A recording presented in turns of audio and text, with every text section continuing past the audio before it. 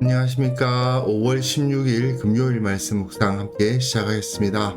오늘도 주님께서 우리를 붙들어 주시고 보호하시는 것을 느끼시고 하나님과 동행하시는 귀한 성도님들 다 되시기를 기도합니다.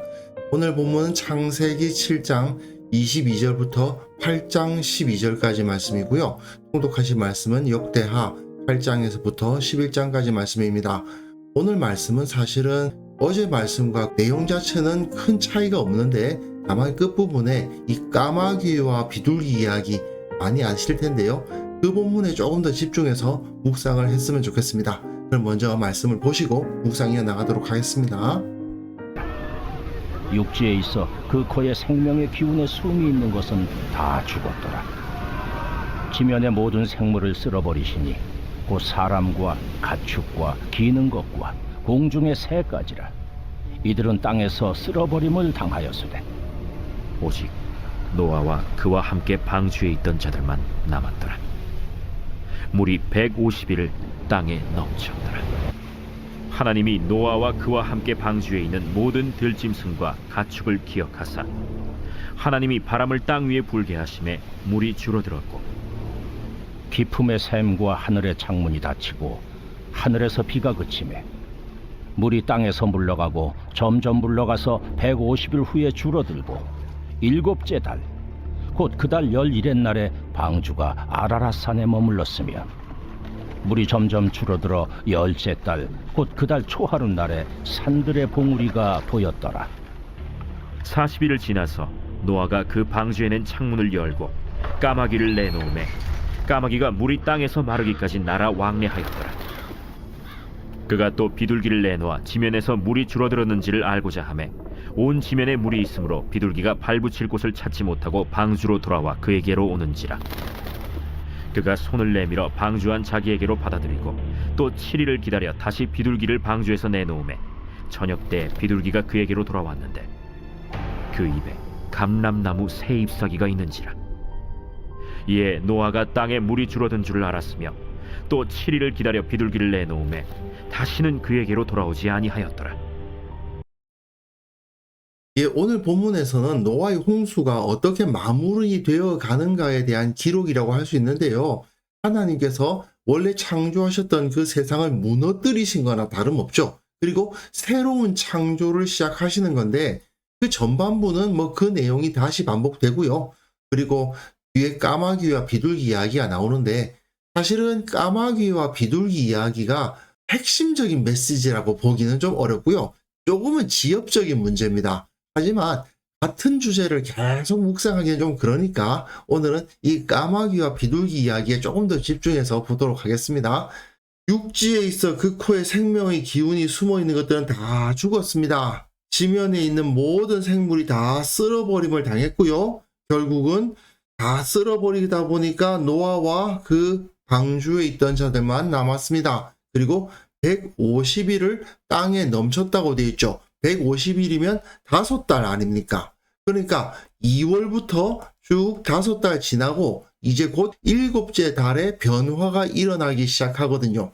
결국 이 5달 동안은 아무 변화도 없이 정말 땅이 혼돈하고 공허하여 흑암이 깊음 위에 있는 수준이었다는 거죠.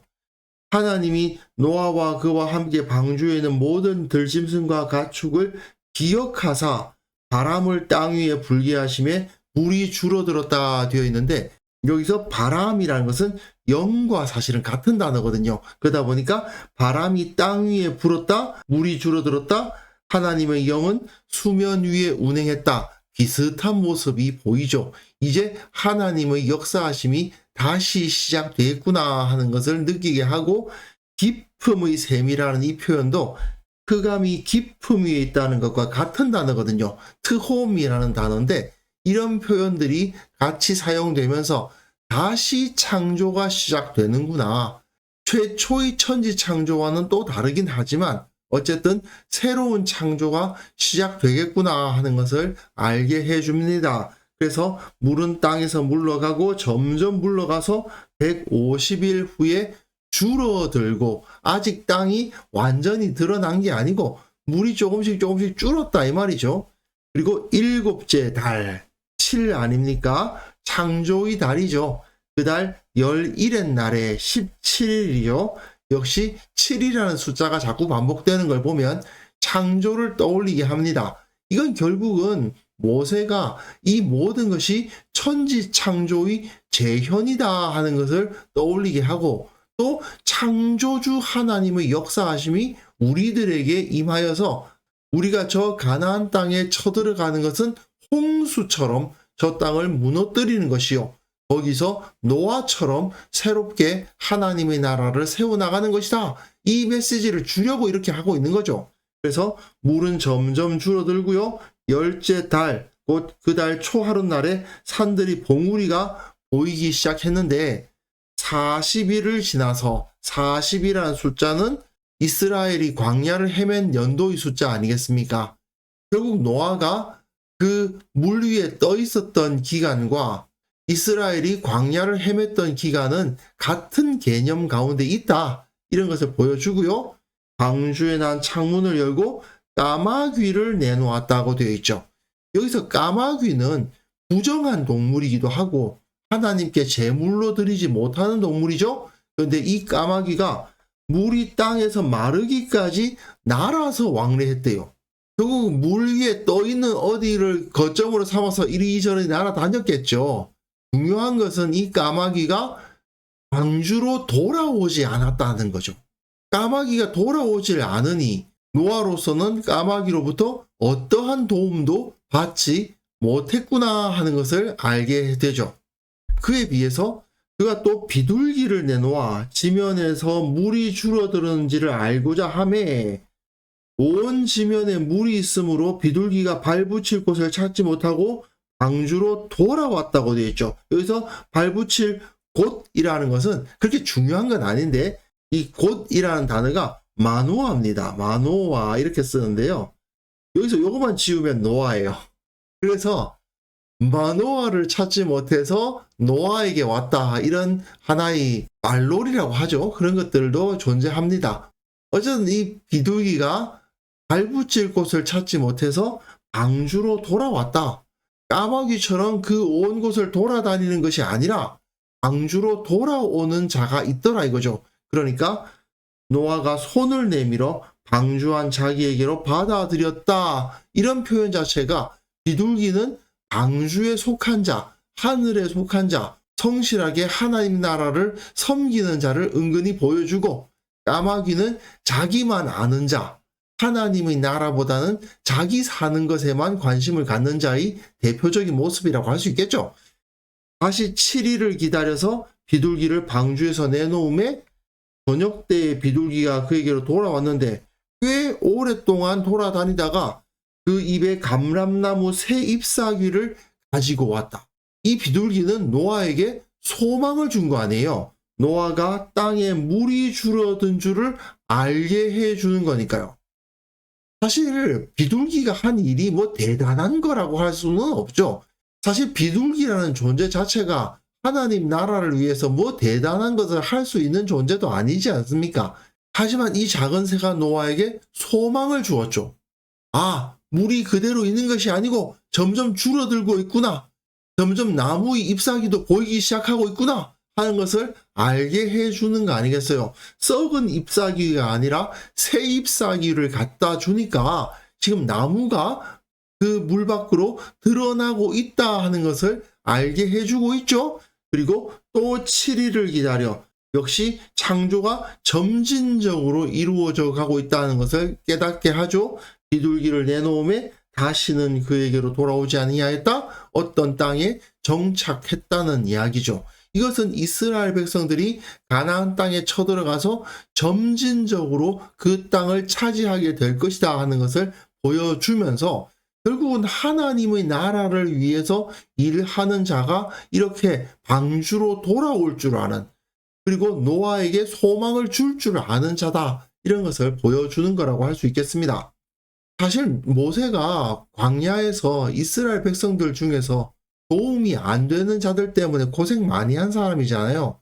그러니 그들 중에는 까마귀 같은 자들도 있고 비둘기 같은 자들도 있었다 하는 것을 은근히 여기서 보여주는 거라고 할 수 있겠죠. 전체 이야기에서 이 까마귀와 비둘기 이야기가 비중이 크다고 볼 수는 없지만 그럼에도 불구하고 우리가 여기서 유용한 교훈을 얻을 수는 있을 것 같습니다. 결국 까마귀는 노아에게 돌아오지 않고 자기가 살아가는 길만을 개척한 새이고 하나님께서 노아에게 땅을 주실 것인데 그 사실을 격려하는 데에는 전혀 도움이 되지 않았죠.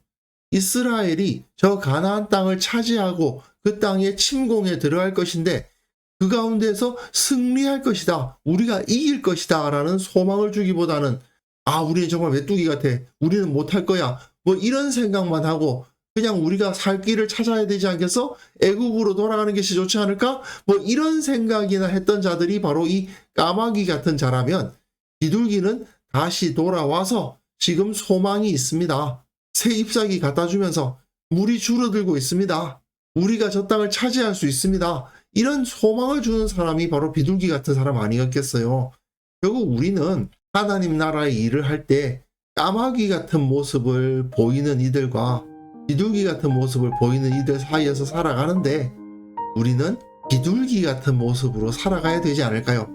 하나님 나라를 위해서 나의 작은 섬김이 내가 대단한 일을 할 수는 없지만 내가 수천 명 앞에서 복음을 전할 수 있는 능력도 없고 내가 그렇게 하나님 나라의 큰 기둥 같은 사람이라고 도저히 볼 수도 없지만 그래도 이 비둘기 같이 감람나무 새 잎사귀 하나 노아에게 갖다 주는 일이라도 할 수 있는 그런 사람이 되어야 되지 않을까. 그런 마음으로 우리가 매일매일 섬기는 사람이 되어야 되지 않을까. 그런 생각을 해봅니다. 그래서 이 시간 함께 기도하실 때에는요, 우리가 복음을 위해서 하나님 나라를 위해서 섬기게 하옵소서. 다른 이들에게 소망을 전하고 격려하는 자들이 되게 하여 주옵소서. 우리 교회가 서로 사랑하고 격려하고 소망을 주는 그러한 공동체가 되게 하여 주옵소서. 함께 기도하는 시간 가졌으면 합니다.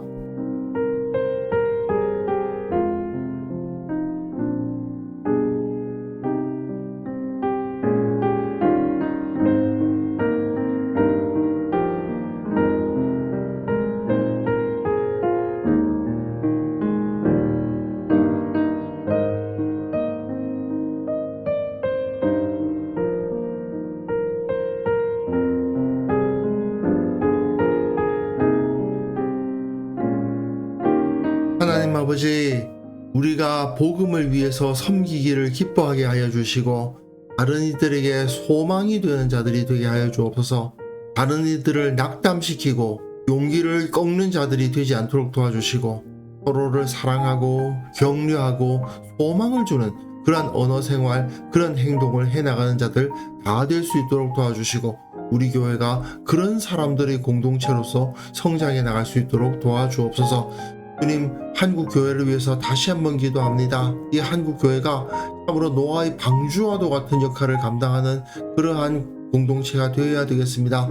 세상을 심판하는 데 쓰임받고 또한 사람들을 구원하는 데 쓰임받는 그러한 살아있는 공동체, 하나님의 도구가 될 수 있도록 주께서 이 한국 교회 위에 성령을 충만히 내려주시고 이 땅 가운데 빛이 되고 소금이 되고 참으로 무엇이 진리인지를 보여주는 살아있는 공동체로 거듭나게 하여 주옵소서.